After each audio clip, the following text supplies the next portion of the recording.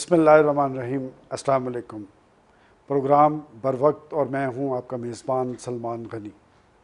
नाज़रीन, चीनी वज़ीर आज़म ने अपने आखिरी दौरे पाकिस्तान में एक बड़ी मायने ख़ेज़ बात कही थी कि दूर के रिश्तेदार से करीब का हमसाया बेहतर होता है, क्योंकि वो वक्त पर आपके काम आता है।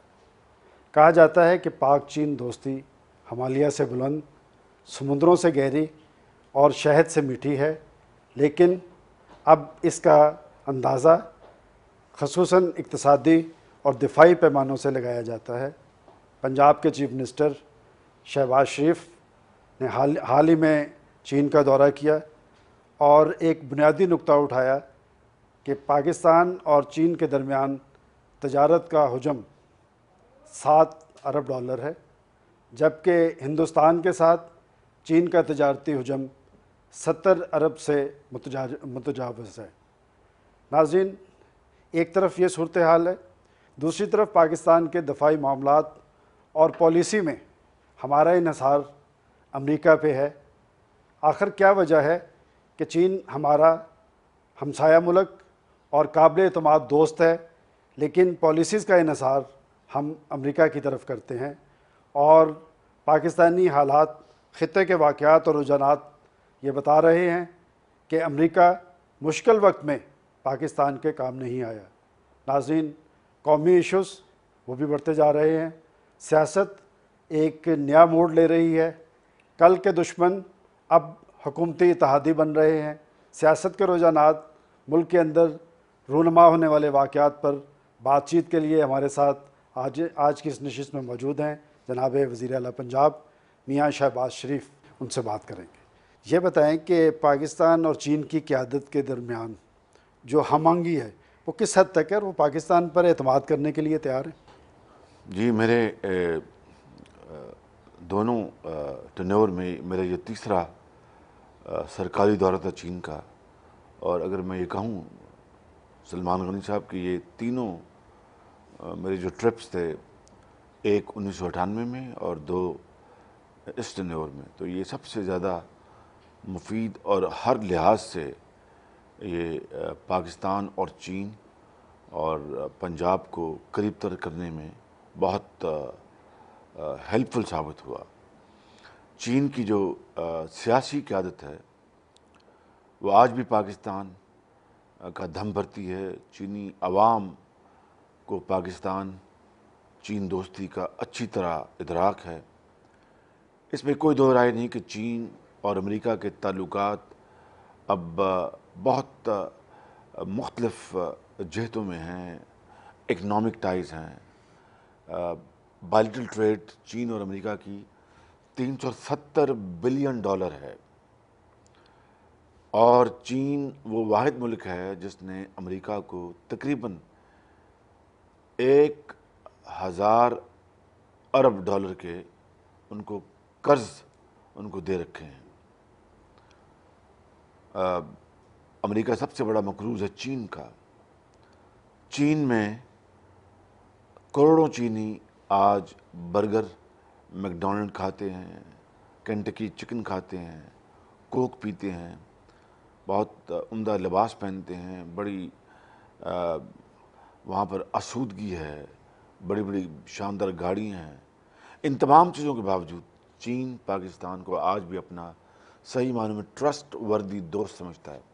फ़र्क यह है कि माजी के मुकाबले में चीन की जो विज़न है वो सिक्योरिटी लेड विज़न से हटकर वो इकनॉमिक लेड विज़न बन गई, डेवलपमेंट लेड विज़न बन गई, जिससे चीन के अवाम में बेपनाह खुशहाली आई। और चीन अगर ऐसे ममालिक के साथ वो कारोबार और ट्रेड बढ़ा सकता है जिनके ख़िलाफ़ चीन ने जंग लड़ी हो माजी में और जंग दबा के जीती हो, तो क्या चाइना पाकिस्तान के हवाले से किसी भी तरीके से डबल माइंडेड है? सवाल पैदा नहीं होता। आपने उनकी लीडरशिप का जिक्र किया। लीडरशिप ही कौमों को और मुल्कों को आगे लेके जाती है। पाकिस्तान की सियासी लीडरशिप, उनकी तरजीह क्यों चाइना नहीं बनता? बस यही जो आपने चुपता हुआ सवाल किया है, یہی آپ کے سوال کا جواب بھی ہے کہ ہماری جو لیڈرشپ رہی ہے اور لیڈرشپ کے ساتھ اشرافیہ، ان کا رجحان، ان کا ٹلٹ ہمیشہ مغرب کی طرف رہا ہے۔ میں یہ نہیں کہہ رہا کہ مغرب سے ہمیں اپنے تعلقات استوار نہیں کرنے چاہیے، ضرور کرنے چاہیے، جس سے کہ ہمیں فائدہ ہو، ہم اپنی ٹریڈ بڑھا سکیں، تعلیم کے جو اہداف ہیں ان کو پورا کر سکیں۔ لیکن ایک ٹرینڈ مائنڈ سیٹ جو ہے وہ مغربی رہا ہے، مغرب زدہ رہا ہے، اور یہی وجہ ہے کہ چین کے ساتھ پاکستان کے جو فوائد حاصل ہو سکتے تھے وہ ہم حاصل نہ کر سکے۔ یہ میں سمجھتا ہوں کہ آج بھی وقت ہے کہ ہم چین کی طرف رجوع کریں۔ چائنا پاکستان کو مایوس نہیں کرے گا، یہ میرا پیغام ہے پورے پاکستانی عوام کو، اور یہ میرا بالکل 100% سوچا سمجھا میرا یہ تجزیہ ہے۔ 21ویں صدی کا پاکستان جو ہے آج اندھیروں میں ڈوبا ہوا ہے، اور خاص طور پہ توانائی کا بحران پاکستان کے لیے ایک بہت بڑا چیلنج ہے۔ ہم دنیا کے سامنے سر پھوڑتے پھر رہے ہیں، تو بجلی کی پیداوار اور اس بحران کے حوالے سے ہم چین پہ انحصار کیوں نہیں کرتے جی؟ یہ سوال آپ کا بہت ہی ریلیونٹ ہے۔ ابھی ہم جب چائنا گئے تو انہوں نے ہمیں 3 گارجز کی وہاں پر جو 22,000 میگا واٹ ہوبے پروونس ہے، ہوبے سلمان گنج صاحب، اس کی سیر کرائی۔ وہ دنیا کا 8واں عجوبہ ہے، 8th wonder of the world, جہاں پر پن بجلی کے منصوبے وہاں پر انہوں نے پچھلے 17 سال میں مکمل کیے۔ 185 ارب ڈالر کی سرمایہ کاری ہے، اور 22,000 میگا واٹ پاکستان بھر کی جو بجلی کی پیداوار ہے اس سے کم از کم اس سے دگنی زیادہ ہے۔ ہمارے ہاں 14,000 یا 16,000 کی میکسیمم ہے، وہاں پر 22,000، اندازہ کر دیجئے گا آپ کے ایک منصوبے میں۔ اور اسی کمپنی کے ساتھ ہم نے الحمدللہ، پنجاب نے الحمدللہ تونسا میں 120 میگا واٹ کا ہائیڈل پاور پروجیکٹ لگانے کا معاہدہ کیا ہے۔ اور یہ جو یہاں پر ابہام پایا جاتا ہے، اور ابہام نہیں ہے کہ حکومتوں نے ایم او یو سائن کیے ماضی میں چین کے ہوتے رہے ساتھ، جی، ایم او یو، ماضی میں۔ یہ خدا کے فضل و کرم سے this is not an M O U. M O U کی میں نے ایک شعر ڈال رکھی ہے، میں آپ کو سنا دوں تاکہ عوام بھی سے۔ ایم او یو کو میں کہتا ہوں کہ موسٹ آؤٹریجیس انڈرسٹینڈنگ۔ تو ہم نے ایک ترجیحی بنیاد پر معاہدہ ان سے سائن کیا ہے، اور انشاءاللہ اللہ تعالیٰ نے چاہا تو اسی سال اس کے اوپر کام ہوگا۔ 3 دن پہلے میں نے کاؤنسل آف کامن انٹرسٹ میں، 4 دن پہلے پنجاب نے یہ تجویز رکھی کہ 18ویں ترمیم کے بعد جو صوبوں کو بجلی پیدا کرنے کے حوالے سے اور ڈسٹریبیوشن کے حوالے سے جو قدغن لگائی گئی ہے، اور جس کا ایک پرچار کیا جا رہا ہے بعض حلقوں کی طرف سے، یہ بڑی نامناسب بات ہے۔ 3 سال وفاق نے پوری کوشش کر کے دیکھ لی، اور جو کچھ اس کا حشر ہوا، اور ہم انشاءاللہ اب یہ منصوبہ لگا رہے ہیں، اور اس کے علاوہ کوئلے کے اوپر، تھرمل پاور اور نہروں کے اوپر جو ہمارا جو ہائیڈل پوٹینشیل ہے اس کے لیے ہم پوری کوشش کر رہے ہیں، مگر یہ بہت شاندار یہ تو صرف ابتدا آپ ہے۔ نے پنجاب کی حد تک بتایا ہے، لیکن بجلی کی پیداوار یہ تو کوئی قومی ضرورت ہے، اور بحران جو ہے وہ پاکستان بھر میں آپ دیکھیں کہ ہمارا صنعتی اور تجارتی عمل ختم ہوتا جا رہا ہے۔ تو آپ سمجھتے ہیں کہ ایک طرف پاور پروجیکٹس لگ رہے ہیں، لیکن اگر چین سے بات کی جائے تو پاکستان کا یہ بحران ٹل سکتا ہے؟ آپ نے بالکل ٹھیک کہا، لیکن اس سے پہلے میں یہاں پر ایک وضاحت کر دوں کہ پنجاب کی حد تک مسلسل ناانصافی کی جا رہی ہے۔ آج مئی کا مہینہ ہے، اور مئی کے مہینے میں گیس کی لوڈ شیڈنگ تقریباً ختم ہونے کو ہوتی ہے، یا بہت تھوڑی ہوتی ہے۔ پنجاب واحد صوبہ ہے کہ جہاں پر آج بھی 3 دن کی گیس کی لوڈ شیڈنگ ہو رہی آپ ہے۔ کی وجہ سے تو نہیں ہو رہی جی؟ یہ لوگ پنجاب یہ کے سمجھتے ہیں کہ بجلی اور گیس میں جو کچھ ان کے ساتھ سلوک ہو رہا ہے مسلم لیگ نون کی وجہ سے۔ پنجاب کے عوام کے ساتھ مسلسل زیادتی اور ناانصافی کی جا رہی ہے، اور یہ آصف زرداری صاحب ان کی ہدایت پہ ہو رہا ہے بالکل، اور یہ بڑا ظلم ہو رہا ہے۔ فیصل آباد کے جو کارخانے بند ہو رہے ہیں، لاہور کے کارخانے بند ہو رہے ہیں، ہماری ایکسپورٹس ختم ہو رہی ہیں، مزدور بے روزگار ہو رہا ہے اور ان کو مجبور کیا جا رہا ہے کہ وہ لاہور یا فیصل آباد ملتان چھوڑ کر کسی اور جگہ چلا جائے۔ ایک اور کویشچن میں نے آپ سے چین کے یہ حوالے میں سے بالکل کرنا ہے فیکٹ بتا رہا ہوں میں آپ جی کو۔ ٹھیک ہے، یہ جو ہمارے اسٹریٹجک مفادات ہیں، میں یہاں پر ایک عرض کر دوں، دوسری طرف پنجاب کے جو ہیں یعنی اپنا جو بجلی پیدا کرنے کے جو جہاں جہاں ہمارے یہاں پر موجود ہیں لیسکوز اور فیسکو ایسکو، یعنی لاہور پاور کا، فیصل آباد کا، اسلام آباد کا، ان سب کو ملا لیں آپ تو ہماری جو پنجاب میں بجلی کی چوری اور ان ایفیشنسی پورے پاکستان میں سب سے کم ہے، سب سے کم ہے۔ اور حیدرآباد میں 40% بجلی کی چوری، صاحب یہ ایک الیکٹڈ گورنمنٹ ہے پاکستان اور میں، کراچی میں 30% بجلی کی ایک چوری ہے۔ الیکٹڈ گورنمنٹ اگر ایک بڑے صوبے کے عوام کے ساتھ یہ سلوک کر رہی ہے تو پھر ڈیموکریسی کے حوالے سے لوگوں کا اعتماد کس طرح بڑھے گا؟ اور ایک طرف یہاں پر لوڈ شیڈنگ ہے اور دوسری طرف چاروں صوبوں میں ہر طرف وہ قیمت بجلی کی ایک ہی ہے، یعنی ہم کراس سبسڈی دے رہے ہیں۔ یہ قومی ایشوز ہیں جی۔ میں صرف چین کے حوالے سے ایک کویشچن کے بعد میں آپ سے قومی ایشوز پہ آتا ہوں کہ پاکستان کے جو اسٹریٹجک مفادات ہیں اس حوالے سے آپ چین کا رول کیا دیکھتے ہیں؟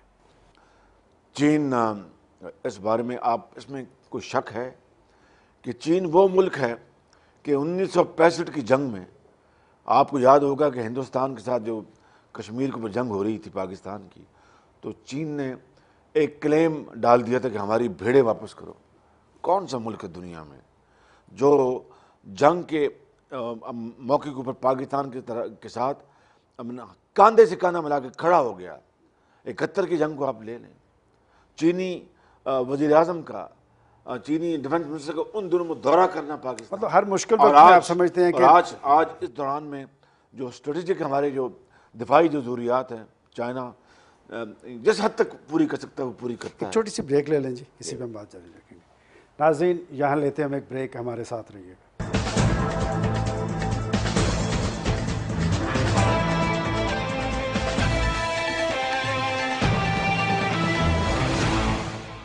ویلکم بیک ناظرین۔ بریک پہ جانے سے پہلے بات ہو رہی تھی پاکستان کے اسٹریٹجک مفادات اور اس میں چین کا کردار۔ جی میاں صاحب آپ بات کر رہے تھے کہ ہر مشکل وقت میں چین پاکستان کے ساتھ کھڑا ہوا ہر ہے۔ مشکل وقت میں اپنا، چاہے فلڈز ہوں، چاہے جنگ ہو، امن ہو، ارتھ کویک ہو، وہ کون سا موقع ہے جو چین آپ کے ساتھ کھڑا نہیں ہوا؟ اور پھر یہ وہ دوست ہے جو کہ آپ کی مدد کر کے جتاتا نہیں، یہ وہ آپ کا ٹرسٹ وردی بھائی ہے، چین ہمسایہ ہے، جو کہ اگر امداد دیتا ہے تو خاموشی کے ساتھ، اور کوئی سیاسی اس کے اوپر شرائط نہیں عائد کرتا جس سے کہ آپ کی قومی غیرت یا قومی آزادی کے اوپر کوئی حرف آئے۔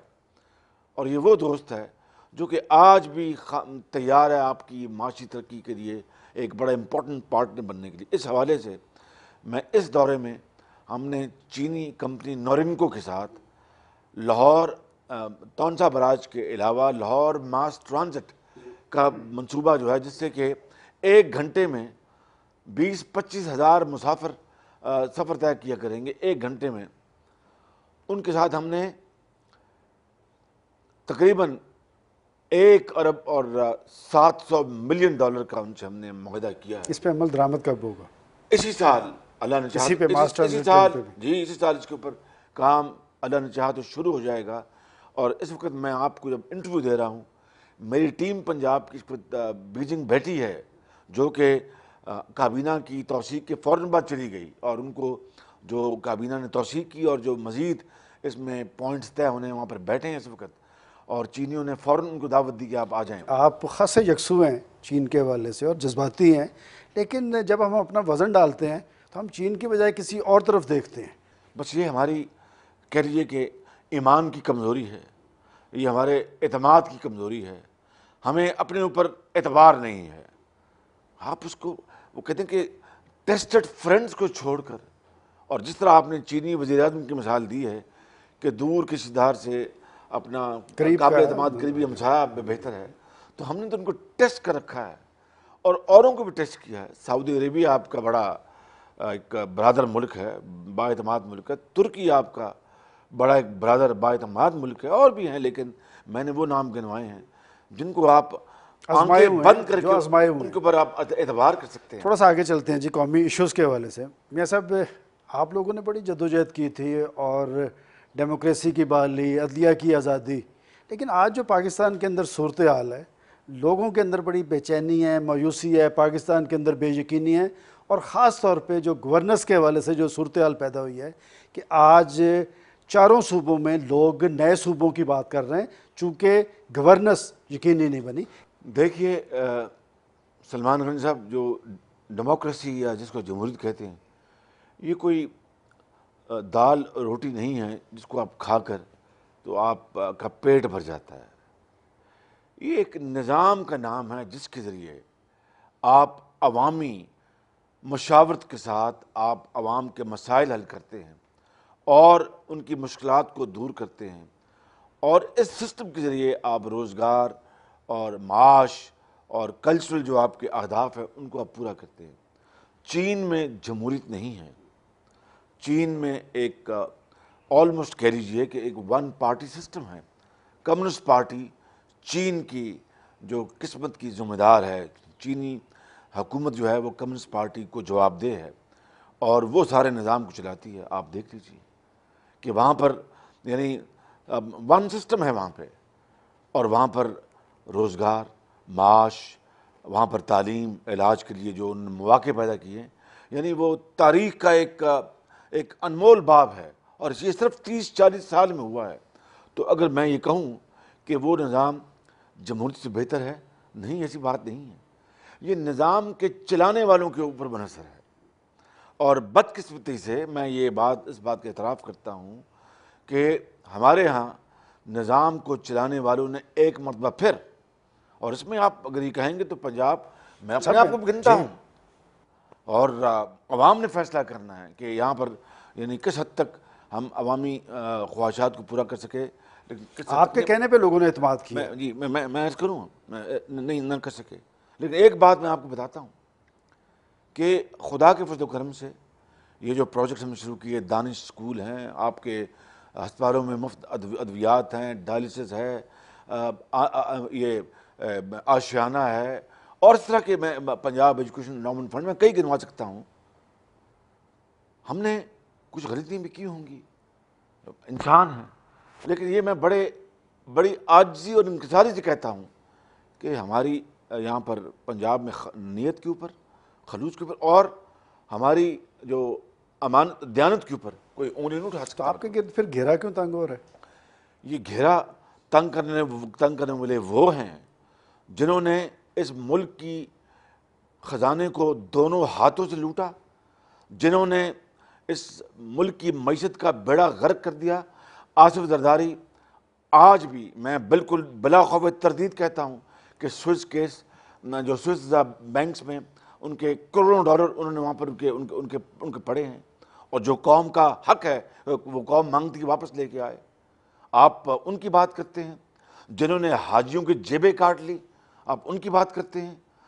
NICL کے اندر 6 ارب روپے کا ڈاکہ پڑا، جنہوں نے اپنا بہتی گنگا سے انہوں نے اشنان کیا، آپ ان کی بات کرتے اس میں ہیں۔ مجھے پنجاب بینک میں 76 ارب روپے کا ڈاکہ پڑا، یہ میں نہیں کہہ رہا، یہ وہ کہہ رہی جس کو سپریم کورٹ نے کمیٹی وہ بنائی۔ تو میاں صاحب حکمران ہیں، آپ جن کی بات کر رہے ہیں، تو پھر یہ بتائیں کہ یہ جو یہ 17 کروڑ عوام ہے یہ کہاں جائیں؟ میں یہی کہہ رہا وہ ہوں تو بھوک کی آگ میں جل رہے کہ ہیں۔ چوروں کا ٹولہ اکٹھا ہو گیا ہے، جنہوں نے کسی نہ کسی دور میں اس ملک کو لوٹا اور عوام کے خون کو چوسا۔ وہ آج میرے اوپر میرا گھیرا تنگ نہیں کرے، میرا انہیں گھیرا کیا تنگ کرنا ہے؟ وہ آج پاکستان کا گھیرا تنگ کر رہے ہیں، وہ پاکستان کو بس زندگی تنگ کر رہے ہیں۔ یہ ڈیموکریسی ہے جی؟ وہ عوام 17 عوام اور 18 کروڑ عوام کی خواہشات کو وہ ملیا میٹ کر رہے ہیں۔ صاحب یہ بتائیں یہ ڈیموکریسی ہے؟ میں نے آپ کو شروع میں کہا کہ ڈیموکریسی کوئی دال اور روٹی نہیں کہ آپ کھائیں اور اس کو، یہ ایک نظام ہے جس طرح دنیا میں باقی نظام رائج ہیں۔ مجھے بتائیے کہ ایک جو گاڑی ہوتی ہے، اگر ڈرائیور جو ہے وہ اپنا کامل نہ ہو تو اس نے ایکسیڈنٹ نہیں کرنا، تو اور کیا کرنا ہے؟ اگر ڈرائیور اچھا ہوگا تو پرانی گاڑی بھی بہت اچھی طرح چلا لے گا۔ اگر ڈرائیور جو ہے وہ کمزور ہے، احتساب کا تو سسٹم وہ کہاں گیا؟ نئی گاڑی کو بھی جا کے درخت سے ٹکر مار کے اور مسافروں کو اور خود بھی لے جائے صاحب گا۔ وہ احتسابی سسٹم کہاں گیا جو آپ احتساب کمیشن کی بات کر رہے تھے، جس پہ چارٹر آف ڈیموکریسی میں دستخط ہوئے تھے، اور آپ بار بار کہتے تھے کہ اسی ہم لیے لوٹ مار کا پیسہ واپس لے کے آئیں گے؟ میں یہ اسی لیے آپ نے دیکھا کہ 1.5 سال پہلے ہم نے جب عدلیہ کو بحال نہ کیا گیا تو ہم نے وفاق سے ہم باہر آ گئے، اور اس کے باوجود بھی میرے قائد میاں نواز شریف نے انتہائی صبر اور انتہائی مدبرانہ طریقے سے انہوں نے کہا کہ میں اس گاڑی کو ڈیریل نہیں ہونے دوں گا، کیونکہ بڑی خدا کر کے ہم نے واپس جمہوریت لے کے آئے ہیں، بڑی عوام نے قربانیاں دی ہیں، جلا وطنیاں کاٹی ہیں۔ پھر ہم نے پنجاب میں جب 10 پوائنٹس ہم نے دیے تو اس کے اوپر وعدہ کر کے وعدہ خلافی کی گئی، ہم یہاں سے باہر آ گئے۔ میں آپ کو یہ بتاتا ہوں، بخدا میں آپ کو یہ کہہ رہا ہوں کہ ہمیں اقتدار سے کوئی دلچسپی نہیں، یہ وطن ہے، وطن کی سرحدیں محفوظ ہیں، وطن کے عوام جو ہیں وہ خوشحال ہیں، تو پھر سب خوشحال ہیں۔ اگر عوام جو ہیں وہ بھوکے مر رہے ہوں اور لوٹ مار کا بازار گرم ہو تو ایسا اقتدار لوگ پایہ حقارت سے ٹھکرا دیں گے۔ صاحب یہ جو آپ نے وطن والی بات کی ہے، اس میں کوئی شک نہیں کہ لوگ آج پاکستان کے مستقبل کے حوالے سے بھی پریشان ہیں، اور بیرونی چیلنجز بڑھتے جا رہے ہیں، بیرونی ڈکٹیشن کا عمل جاری ہے، تو پھر آپ کیا سمجھتے ہیں کہ اسی لیے میں نے کہا کہ خدا کے لیے آؤ، یہ ڈرون حملوں کے اوپر خالی اس کے اوپر فکر کرنا، کنڈیم کرنا یہ کافی نہیں۔ بے گناہ لوگ شہید ہو رہے ہیں اس لیے کہ اغیار ہمیں بھیک کی افیون کھلا رہے ہیں، اور ہم نشے میں ہیں، اور وہ جس طرح چاہتے ہیں وہ ہمیں اس طرف دھکیل دیتے ہیں۔ اس کا واحد طریقہ یہ ہے کہ ہم بیرونی امداد سے ہاتھ جوڑیں کہ جناب یہ آپ کو مبارک ہو، ہم اپنے پاؤں پر کھڑے ہوں، اور اپنے پاؤں پر کھڑے ہو کر ہم اپنا راستہ تلاش کریں جو قرآن کریم نے، ایسی لیڈرشپ ہے جی آپ جو کے پاس؟ بالکل ہے، اللہ کے فضل و کرم سے اس ملک میں موجود ہے۔ 18 کروڑ عوام کا ملک ہے، یہ وہ ملک ہے جس نے ایٹمی طاقت پاکستان کو بنایا۔ وہ کوئی اغیار نہیں تھے، پاکستانی اذہان تھے، اور یہاں پر ہر چیز موجود ہے۔ کس چیز کی کمی ہے؟ کمی ہے تو ایک بات کی، دا ول ٹو ڈو، کہ وہ ہمیں وہ چاہیے، وہ کمٹمنٹ اور وہ ڈیڈیکیشن، اس کی کمی ہے۔ اور جب آپ حکمران ٹولہ چوروں کا مل جائے گا، جنہوں نے، میں بات کوئی اپنا خالی نہیں کر رہا، میں بات باقاعدہ ٹھوس بنیادوں پہ کر رہا ہوں، فیکٹس کی بنیاد پر، کہ چوروں کا ٹولہ علی بابا 40 چور جب دوبارہ اکٹھے ہو جائیں گے تو بربادی پھر ہمارے آسمانوں پہ لکھی ہے۔ یہ جو اسلام آباد میں نیا ایک الائنس بنا ہے کاف لیگ کا اور پیپلز پارٹی کا، یہ آپ کی پنجاب حکومت پہ اثر انداز ہونے کے لیے تو نہیں ہے؟ کیا آپ سمجھتے ہیں کہ جی پنجاب اسمبلی کے اندر آپ کے پاس اتنی میجورٹی ہے کہ آپ کو کوئی خطرہ؟ الحمدللہ ہمیں اس کی قطعاً کوئی نہ فکر ہے، ہمیں نہ کوئی اس کے اوپر کوئی بات ہے، ہماری میجورٹی ہے، لیکن بات اس وقت پاکستان کی ہے۔ پنجاب تبھی قائم ہے کہ پاکستان قائم ہے، پنجاب تبھی خوشحال ہے کہ پاکستان خوشحال ہے، اور اس لیے وقت کی اہم ترین ضرورت ہے کہ پاکستان کے تمام محب وطن جو عناصر ہیں، جو سیگمنٹس ہیں، پارٹیز ہیں، چاہے وہ پولیٹیکل ہیں یا وہ ریلیجس پولیٹیکل ہیں، وہ اکٹھے ہو کر ایک پلیٹ فارم پر اکٹھے ہو جائیں اور منیمم ایجنڈا بنا لیں، جس میں سب سے بڑھ کر اوپر قومی سلامتی اور دہشت گردی سے کس طرح ہم چھٹکارا حاصل کریں، یہ کرپشن سے کس طرح چھٹکارا حاصل کریں، اور جو وسائل ہیں وہ عوام کی جھولیوں میں اور ان کے قدموں میں کس طرح نچھاور کرے، اس ایجنڈے کے اوپر اکٹھے ہو جائیں، تو یقین کیجیے گا کہ آج بھی ہم وہ جو کچھ کھو بیٹھے ہیں، نہ صرف ہم کمپنسیٹ کر لیں گے بلکہ بڑی تیزی سے ہم اپنی منزل کی طرف رواں دواں ہوں گے۔ ایک چھوٹی سی بریک لے لیں جی، اسی پہ میں نے چونکہ کچھ تفصیل لینی ہے آپ سے۔ ناظرین یہاں لیتے ہیں ایک وقفہ، ہمارے ساتھ رہیے۔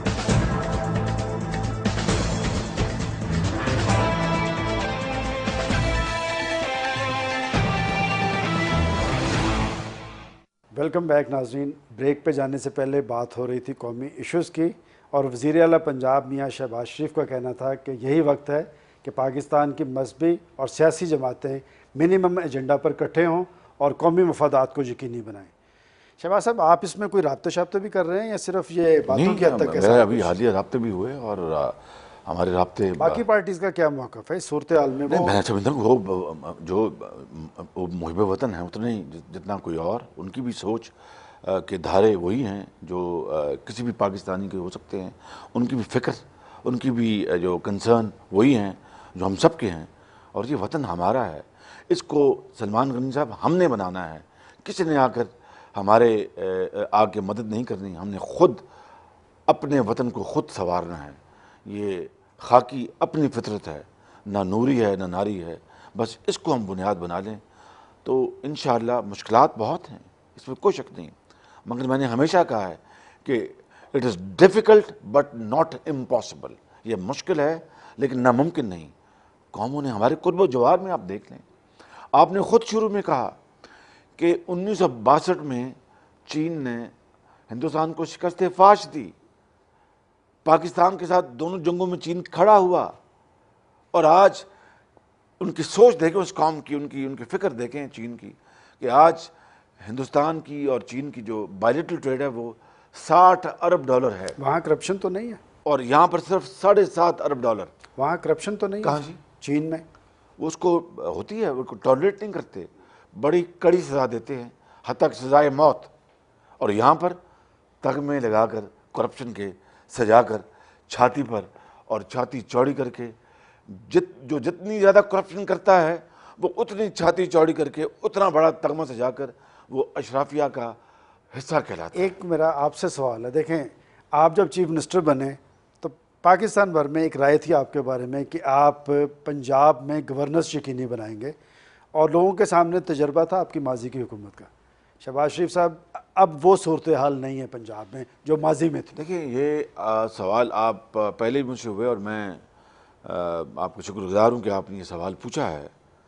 پہلی بات تو یہ ہے کہ الحمدللہ میرا مقابلہ میری اپنی ذات سے ہے، یعنی میرا مقابلہ میرے ماضی کے ساتھ ہے، چلو یہ اچھا کمپٹیشن ہے، نمبر 1۔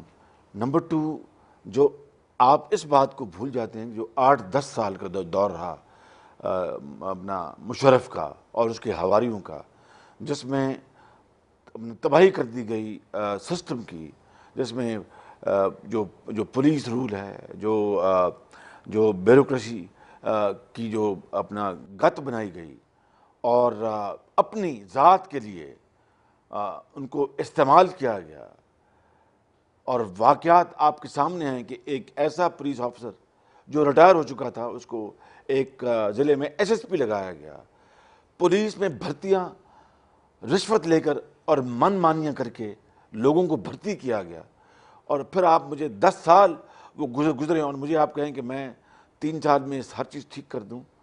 میں ایک انسان ہوں، کوشش پوری کر رہا ہوں۔ تھانہ کلچر تبدیل ہو سکتا تھا؟ انشاءاللہ بالکل یہ ہوگا، میں اور ہمارے دور میں ہوگا انشاءاللہ۔ آپ دیکھیں کہ میں نے یہ بڑی امپورٹنٹ بات ہے، آپ کے سوال کا جواب ہے کہ ایک سپاہی کی بھی بھرتی میرٹ پہ کی ہے، ہزاروں سپاہی بھرتی ہوئے ہیں، 40,000 ٹیچر بھرتی ہوئے پنجاب میں، ایک ٹیچر جو ہے وہ سفارش پہ بھرتی نہیں ہوا، تو اس کے جو اثرات جو ہیں وہ راتوں رات مرتب نہیں ہوں گے، یہ لانگ ٹرم ہیں۔ ماضی میں ایک دن میں کئی مثالیں بتا سکتا ہوں کہ استاد بھرتی ہوئے جن کا استاد سے کوئی تعلق نہیں تھا، تعلیم سے کوئی تعلق نہیں تھا، سفارش اور پیسے کی بنیاد پر ان کو بھرتی کیا گیا۔ پھر آپ مجھے بتائیے کہ اسی دور میں مجھے کوئی منصوبہ بتا دیں پنجاب میں جہاں پر میرے نوٹس میں آیا ہو وہاں پر کرپشن کا کلا کما نہ کیا گیا ہو، بلکہ میں نے تو ماضی کے کرپشن کے جو مینار تھے ان کو میں نے آج ترقی کا مینار بنا دیا ہے۔ ماضی کے کرپشن کے جو منصوبے تھے، جہاں پر وہ کرپشن میں ڈوبے ہوئے منصوبے تھے، ان کو ہم نے دوبارہ، یہ آپ لاہور قصور روڈ کو چلے جائیں، 5 ارب سر روپے کا۔ منصوبوں کی حد تک تو درست ہے جہاں پر آپ کی اپنی سرپرستی رہی ہے، لیکن آپ جہاں یہ کہہ رہے ہیں کہ جی کرپشن کا کلا کما ہوا ہے، تو شہباز شریف صاحب کلا کما نہیں ہوا، لوگوں کو عدل و انصاف کی فراہمی کا عمل جو آپ عزم کا اظہار کر رہے تھے وہ نہیں۔ 100% درست کہہ رہے ہیں، لیکن میں بات کر رہا تھا جب کہ بڑے منصوبے جو اوپر ایک سطح پر، نیچے ہے، نیچے بالکل ہے، میں اس سے قطعاً میں اختلاف نہیں کرتا، مگر جہاں پر میرے نوٹس میں آتی ہے بات ہم اس کے اوپر ایکشن لیتے، کمپرومائز نہیں کرتے۔ مگر اتنی میں آپ سے گزارش کروں گا اور آپ کے ذریعے عوام سے کہ یا تو ہو کہ ہم کوشش نہیں کریں، اس کے آہستہ آہستہ نتائج بھی سامنے آ رہے ہیں۔ میں دانش اسکول کی آپ سے بات کرتا ہوں، مجھے بتائیں کہ وہ کون سا دور تھا اس تاریخ میں، بلکہ ہندوستان پاکستان تاریخ میں، جبکہ اتنے بڑے دانشکدہ اور علم کے ادارے بنائے گئے، گہوارے بنائے گئے، جہاں پر غریب، لاچار، یتیم اور بیوہ کا بچہ پڑھتا ہے۔ کوئی شک نہیں کہ دانش اسکولوں کی آپ کی ایک بڑی اچھی کوشش ہے، لیکن ہزاروں اسکول اور بھی ہیں۔ بالکل ہیں، بالکل ہیں، یہ بالکل صحیح کہا آپ نے۔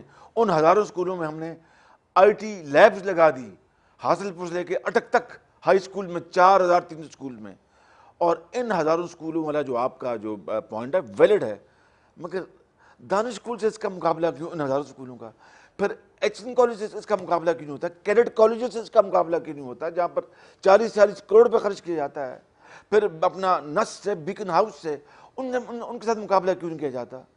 میں کہتا ہوں کہ ہزاروں اسکولوں کو بھی ٹھیک کرنا ہماری ذمہ داری ہے اور کرنا چاہیے، لیکن کچھ ہم ادارے ایسے بنائیں جس سے جہاں پر یہ ان غریب خاندانوں کو، وہ ہزاروں نہیں لاکھوں نہیں کروڑوں ہیں، ان کو یہ احساس ہو سکے کہ وہ بھی اتنے پاکستانی ہیں جتنے جناب سلمان غنی صاحب یا شہباز سر شریف۔ ایک بات دیکھیں، گورننس اگر ہوتی تو آج نئے صوبوں کی بات نہ ہوتی، اور آپ کی پارٹی ابھی تک نئے صوبوں کے حوالے سے جو کوئی واضح ان کا موقف سامنے نہیں آیا، اس کی کیا وجہ ہے؟ سب سے پہلی بات جو ہے کہ گورننس اگر جو آپ نے کی ہوتی تو نئے صوبوں کی بات نہ ہوتی۔ جو پچھلے 10 سال گزرے ہیں وہ گورننس تھی، وہ تو سکہ شاہی تھی، وہ تو کرپشن کے انبار لگے تھے، اور وہاں پر تو کرپشن کے سیس پول تھے جس میں لوگ نہا رہے تھے۔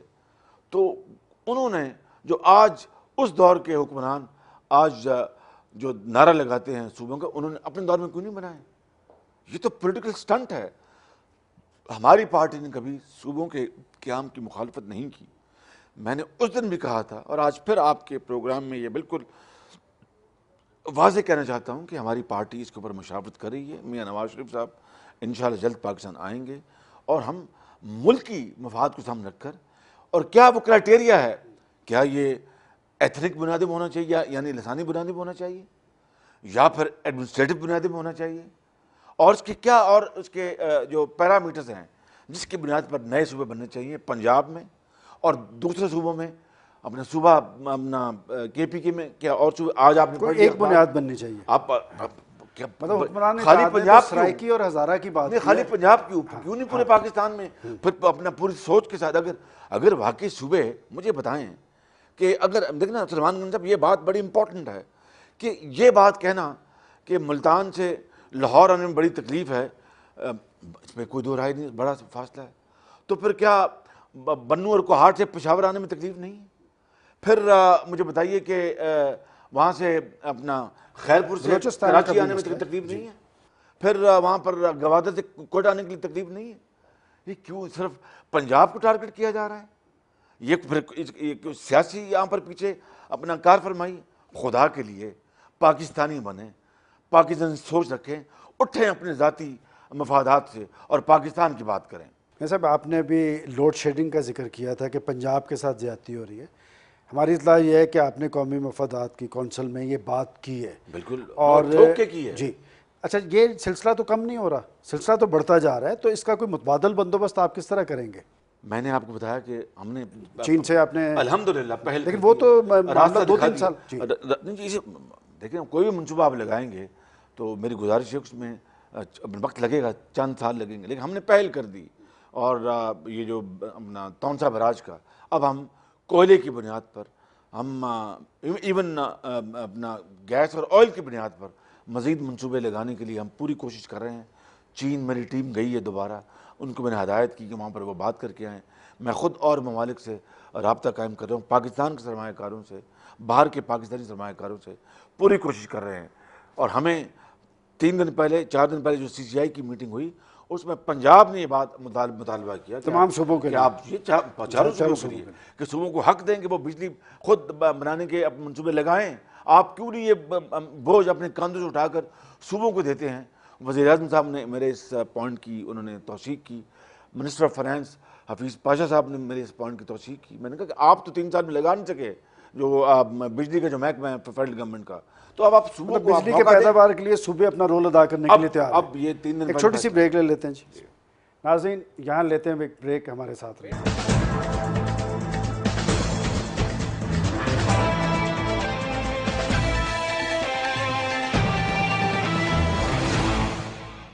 ویلکم بیک ناظرین. بریک پہ جانے سے پہلے بات ہو رہی تھی بجلی کی پیداوار میں صوبوں کے کردار پر.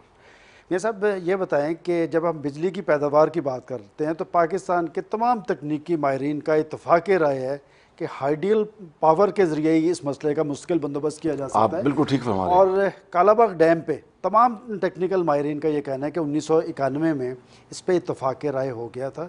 آپ کا اس پہ ذاتی خیال کیا ہے کہ کالا باغ ڈیم بننا چاہیے اور اس میں رکاوٹ کون ہے؟ ہماری پارٹی کا یہ موقف بڑا واضح ہے کہ اس میں کوئی دو رائے نہیں کہ کالا باغ ڈیم پاکستانی معیشت کے لیے، زراعت کے لیے، پانی کی فراہمی کے لیے، بجلی کی پیداوار کے لیے ایک ریڑھ کی ہڈی کی حیثیت رکھتا ہے.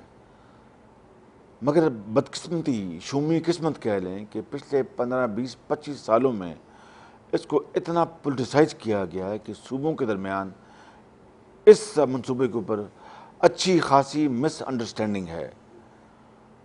اور چونکہ یہ ڈیم کی جو سائٹ سلیکشن ہے وہ پنجاب میں ہے، تو ہم نہیں چاہتے کہ پنجاب کے بارے میں، خاص طور پر NFC میں جو پنجاب کا ایک بھائی کا کردار رہا ہے، برابر کے بھائی کا، اس کے بعد پنجاب کو مزید کوئی متون کرنے کا کوئی کسی کو موقع دیا جائے. لہٰذا ہماری یہ بڑی پارٹی کی سوچی سمجھی رائے ہے کہ کالا باغ ڈیم پاکستان کی معیشت کے حق میں ہے، مفاد کے حق میں ہے، بشرطیہ کہ اس میں چاروں صوبوں میں ایک کنسنسس پیدا ہو جائے. اور یہ بہت افسوسناک کہانی ہے کہ ایک ایسا منصوبہ جو ایک قومی منصوبہ ہے اس کو پیروکیل اور صوبائیت کی بینٹ چڑھا دیا گیا ماضی میں. خدا کرے کہ اس کے اوپر آپس میں باہمی افہام و تفہیم پیدا ہو جائے، کیونکہ اگر اتفاق رائے نہیں ہوگا تو اس سے پاکستان کو نقصان پہنچے گا. یہ صاحب چارٹر آف ڈیموکریسی میں دونوں بڑی پارٹیز کا اہم ایشوز پہ اتفاق رائے تھا کہ پاکستان میں حقیقی معنوں میں ڈیموکریسی بحال ہونی چاہیے، پاکستان میں ریاستی اداروں کی بالادستی ہونی چاہیے. لیکن جو صورتحال بن رہی ہے اس میں سیاسی جماعتوں کے ساتھ پھر ایجنسیز کا رول سامنے آ رہا ہے. کیا آپ اس سے اتفاق کرتے ہیں؟ میں یہ کہوں گا کہ ایجنسیز جو ہیں، اگر آپ کا کہنا ایجنسی تو IB بھی ایجنسی ہے، ISI بھی ایجنسی ہے، اور ماضی میں یہ سوال اس لیے کر رہا ہوں جی کہ قائد حزب اختلاف نے قومی اسمبلی میں یہ بات کی ہے کہ ماضی میں ایجنسیز ہماری پارٹی کی مقبولیت اور اہمیت اور حیثیت پہ اثر انداز یہ ماضی میں ایجنسیوں کا رول رہا ہے، اس میں کوئی دو رائے نہیں. میں نہیں سمجھتا کہ اس میں کوئی اختلاف ہے کہ 63 سال میں ایجنسیوں نے ہمیشہ اپنا ایک رول ادا کیا اور اس سے جمہوریت کو بہت نقصان پہنچا، پاکستان کو نقصان پہنچا. میں یہ سمجھتا ہوں کہ چونکہ جو فوج کا جو سربراہ ہوتا ہے ان کی ایجنسی ان کے انڈر ہوتی ہے، گو کہ ٹیکنیکلی اور لیگلی اور کانسٹیٹیوشنلی ISI جو ہے وہ پرائم منسٹر کے تابع ایک ادارہ ہے. لیکن فار آل پریکٹیکل پرپسز جو فوج کا سربراہ ہوتا ہے، کیونکہ اس کا ISI کا سربراہ خود فوجی ہوتا ہے، حاضر یا ریٹائرڈ، ساتھ اس کے اور فوجی ہوتے ہیں، تو ظاہر ہے کہ فوج کے سربراہ کا بڑا اس پہ انفلوئنس ہوتا ہے. چودھری نثار صاحب میرے بھائی ہیں اور لیڈر دی اپوزیشن ہیں، مجھے ان کا بہت احترام ہے، اور ممکن ان کے پاس ایسی انفارمیشن جو میرے پاس نہیں. قطع نظر اس بات کی، میں سمجھتا ہوں کہ جو فوج کا جو سربراہ ہے جنرل اشفاق پرویز کیانی، وہ ایک پروفیشنل سولجر ہے. میں آج پھر دہراتا ہوں، ایک پروفیشنل سولجر ہے، وہ ایک پاکستانی سوچ رکھنے والا آدمی ہے.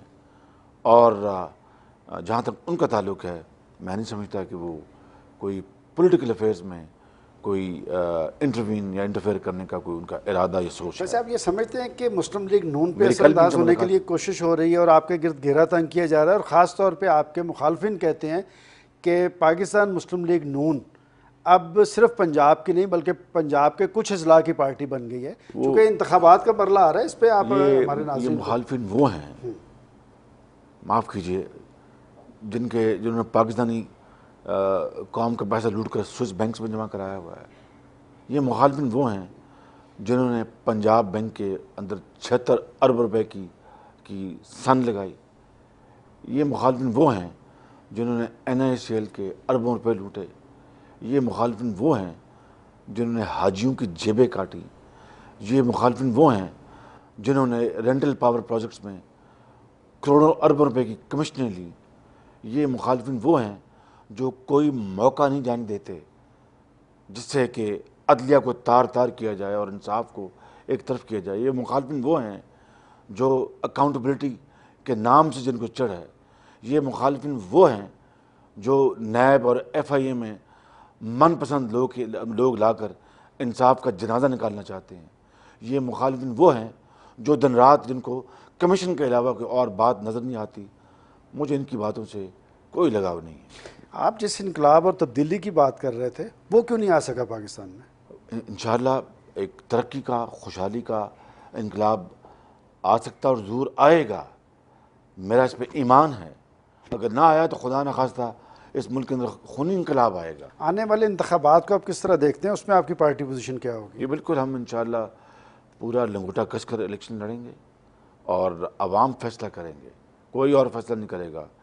عوام فیصلہ کریں گے کہ انہوں نے کس پارٹی کو اس ملک کی حکمرانی کا نہیں خدمت کا حق دینا ہے، اور جو عوام کا فیصلہ ہوگا ہم اس کو صدق دل سے قبول کریں گے. جس طرح کے حالات گمبھیر ہیں کہ ہر آنے والے دن کے اندر ایک نیا بحران، ایک نیا امتحان سامنے آتا ہے، کیا آپ کے پاس واقعتاً ایسا کوئی پروگرام اور ٹیم ہے جو ان سارے معاملات سے نپٹ سکے گی؟ کہ ان انتہائی بدترین حالات میں، دیکھیے ان انتہائی بدترین حالات میں ہم عام آدمی کے لیے شاندار گھروں کی اب کالونیاں تعمیر کروا رہے ہیں. کتنے کے کریں گے جی آپ؟ یہ پورے پنجاب میں اس کا جال پھیلا دیں گے. اس وقت لاہور، سرگودا، فیصل آباد، ساہیوال اور جہلم میں اس کے اوپر کام، لاہور میں تو بڑی تیزی سے کام شروع ہے اور وہاں پر بھی کام شروع ہو رہا ہے. ہم اگر ان بدترین حالات میں اگر ہسپتالوں میں مفت ادویات لا سکتے ہیں، ان بدترین حالات میں ہم ڈائلسس دوبارہ فری کر سکتے ہیں، ان بدترین حالات میں پن بجلی کے منصوبوں کے اوپر ہم معاہدے کر سکتے ہیں اور ماس ٹرانزٹ کا معاہدہ کر سکتے ہیں جو تاریخ کا پاکستان کے اندر پنجاب کا چین کے ساتھ سب سے بڑا معاہدہ ہوگا. ان بدترین حالات میں جبکہ چاروں طرف ایک بد اعتمادی ہے اور میں نے تمام جو اس وقت جو کرپشن کے جو گڑھ ہیں میں نے وہ گنوا دیے، تو اچھے حالات میں میں سمجھتا ہوں کہ جو قوم کی جو خواہشات اور ان کی امنگیں ہیں ان کے اوپر انشاءاللہ ہر طریقے سے ہم میاں نواز شریف صاحب کب آ رہے ہیں جی، اور کیا آپ کی آگے حکمت عملی بن رہی ہے پاکستان کے اندر؟ میاں نواز شریف صاحب بہت جلد آنے والے ہیں انشاءاللہ. اور تو ان کا استقبال کا پروگرام بھی بنایا جی آپ نے؟ اللہ نے ان کو صحت دی ہے، وہ میرا خیال ہے کہ آ کے عوام کا شکریہ ادا کریں گے. ہم سب شکرانے کے نفل ادا کریں گے اور ہم ان کی جو بیماری اور صحت مند ہے جی، بالکل اپنا رول ادا کر سکتے ہیں ساری صورتحال میں. الحمدللہ. پاکستان اور جمہوریت کا مستقبل کیا ہے؟ یہ آخری میرا سوال ہے. پاکستان کا مستقبل تابناک ہے. جمہوریت کا مستقبل ہمیں خود سنوارنا ہے، اور میں نے جس طرح شروع میں کہا کہ it is all dependent on the quality of the leadership, جس میں ایثار، قربانی، محنت، امانت اور دیانت کو اپنا شعار بنانا ہوگا. جس طرح یہ اعلیٰ دین اور 40 چوروں کا ٹولہ آیا ہے، علی بابا 40 چور، اس سے جمہوریت کو خطرہ ہے. لیکن انشاءاللہ یہاں پر دل ہیں، اتنی قوت ہے اس قوم میں کہ وہ اس کا بھرپور دفاع کرے گی. شہباز صاحب آپ کا بہت بہت شکریہ. ناظرین، یہ تھے وزیر اعلیٰ پنجاب میاں محمد شہباز شریف. شہباز شریف صاحب پاکستان کو درپیش اندرونی اور بیرونی چیلنجز کے حوالے سے ان کا یہ کہنا ہے کہ پاکستان کی سیاسی اور مذہبی جماعتیں مل کر پاکستان کے قومی مفادات کو یقینی بنانے کے لیے ایک منیمم ایجنڈے پہ اکٹھے ہوں اور ایک ایسا لائحہ عمل تیار کیا جائے جو پاکستان کو درپیش مسائل اور مشکلات سے نجات دلا سکے. انہی الفاظ کے ساتھ اپنے میزبان سلمان غنی کو اجازت دیں. خدا حافظ.